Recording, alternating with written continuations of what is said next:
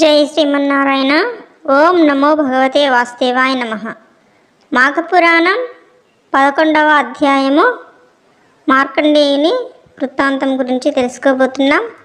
అంతకంటే ముందుగా అయితే మన ఛానల్ని ఎవరైనా మొదటిసారి చూస్తున్నట్లయితే ప్లీజ్ లైక్ చేయండి, షేర్ చేయండి, సబ్స్క్రైబ్ చేయండి.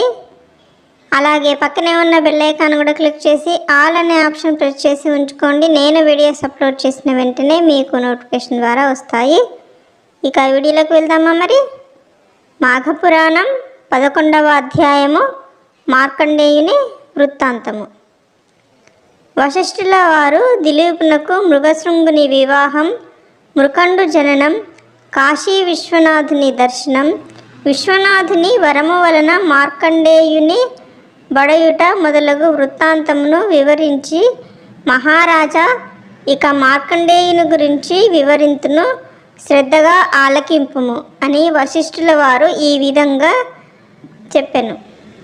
మార్కండేయుని ఆయువు 16 సంవత్సరములు మాత్రమే. రోజులు గడుచుచున్న కొలది తల్లిదండ్రులకు దిగులు ఎక్కువగుచుండెను.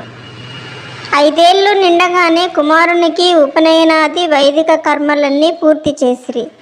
6వ ఏడు దాటగానే మార్కండేయుని చదివించుట ప్రారంభించిరి. అతడు తన తండ్రి వల్లనే అచిరకాలంలోనే సకల శాస్త్రములు, వేదాంత పురాణం, ఇతిహాసములు, స్మృతులు పఠించి గుణవంతుడని ప్రశంసలందెను. కుమార, నీవు పసితనమందే సకల శాస్త్రములు అభ్యసించి నీ బుద్ధి కుశలతచే అందరి మన్ననలను పొందుచున్నావు. అందులకు మేమెంతయో ఆనందించుచున్నాము. అయినను గురువుల ఎడ, పెద్దల ఎడ, బ్రాహ్మణుల ఎడ మరింత భక్తిభావంతో మెలగవలెను. వారి ఆశీస్సులు నీకు మంగళకరమగును. కావున నీవట్లు చేసినచో నీ ఆయుర్దాయము వృద్ధియగును అని చెప్పిరి. అట్లా 15 సంవత్సరములు గడిచిపోయినవి. రోజురోజుకి తల్లిదండ్రుల ఆందోళన, భయం ఎక్కువగుచున్నది. పరమశివుని వరప్రసాదుడగు మార్కండేయుని జన్మదినోత్సవము చేయవలెనని తలచి మహారుషులందరకు ఆహ్వానములు పంపించినారు. మునీశ్వరులు, గురువర్యులు మొదలగు వారందరూ మృకండుని ఆశ్రమానికి వచ్చిరి. అందుకు మృకండు ఆనందముంది అతిథి సత్కారములు చేసెను. మార్కండేయుడు వచ్చిన పెద్దలందరికీ నమస్కరించాడు. అటులనే వశిష్ఠునకు నమస్కరించగా అతడు మార్కండేయుని వారించెను. అట్లా చేసినందులకు అందరూ ఆశ్చర్యపడి, మహానుభావ, మీరట్లు వారించుటకు కారణమేమి అని ప్రశ్నించారు. అంతా వశిష్ఠుల వారు, ఈ బాలుడు కొద్ది దినములలో మరణించగలడు. మీరందరూ ఈతనిని దీర్ఘాయుష్మంతుడవు కమ్ము అని దీవించితిరి కదా, అదెట్లా అగును? ఈతని ఆయుర్దాయము 16 ఏళ్లే కదా. ఇప్పుడు 15వ జన్మదినోత్సవము జరుపుతున్నారు. పరమేశ్వరుడు ఇచ్చిన వరము ప్రకారము ఈతడు 1 సంవత్సరమే జీవించును అని చెప్పిరి. అంతవరకు మార్కండేయుని దీవించిన మునీశ్వరులందరూ చాలా విచారించిరి. చిరంజీవివై వర్ధిల్లుమని దీవించినందున వారి వాక్కు అమంగళమగునని బాధపడి, దీనికి మార్గాంతరము లేదా అని వశిష్ఠుల వారిని ప్రశ్నించారు. వశిష్ఠుడు కొంతసేపు ఆలోచించి, మునిసత్తులారా వినుడు, మనమందరము ఈ మార్కండేయుని వెంటబెట్టుకొని బ్రహ్మదేవుని వద్దకు పోదము రండి అని పలికి తమ వెంట ఆ మార్కండేయుని తోడుకొని పోయిరి. మునీశ్వరుల ఆగమనమునకు బ్రహ్మ సంతసించెను. మునులందరితో పాటు మార్కండేయుడు కూడా బ్రహ్మకు నమస్కరించగా, బ్రహ్మ, చిరంజీవిగా జీవించు నాయనా అని దీవించెను. అప్పుడు వశిష్ఠ మహర్షి మార్కండేయుని జన్మ వృత్తాంతమును బ్రహ్మకు వివరించెను.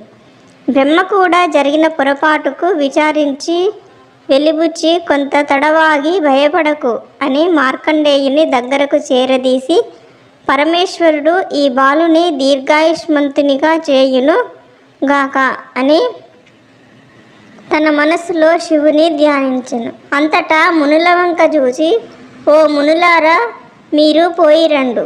ఈతనికి ఏ ప్రమాదము జరగనేరదు అని పలికి, వత్స మార్కండేయ, నీవు కాశీక్షేత్రమునకు పోయి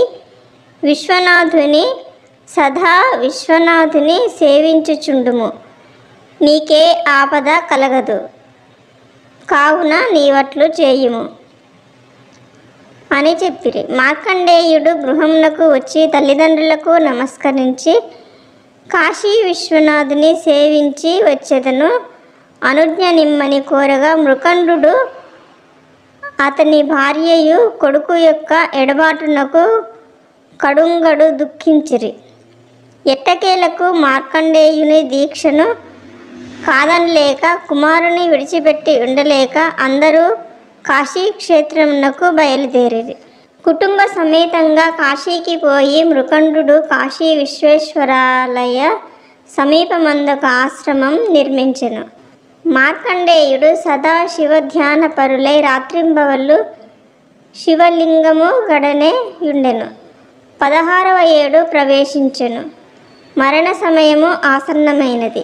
యముడు తన భటులతో మార్కండేయుని ప్రాణములు గొనితెమ్మని ఆజ్ఞాపించెను.